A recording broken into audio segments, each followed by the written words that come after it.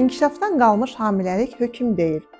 Statistika göstərir ki, inkişafdan qalmış hamiləlik yaşayan qadınların 90%-dən çoxu sonradan ana olur.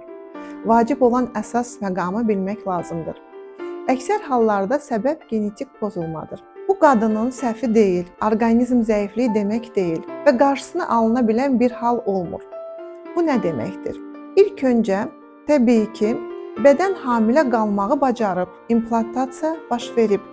Orqanizm çox mürəkkəb və düzgün bir yolu keçib. Sadəcə bu dəfə təbiət inkişaf edə bilməyən bir prosesi vaxtında dayandırıb. İnkişafdan qalmış hamiləlik reproduktiv həyatın sonu deyil.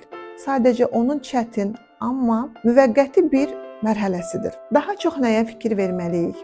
Düzgün barpa, lazımi müayinələr və tibbi dəstək ilə sağlam hamiləlik şansı çox yüksəkdir. Ümid boş söz deyil. O tibblə, statistika ilə və itkidən sonra körpəsini qucağına alan minlərlə qadının hekayəsi ilə sübut olunub.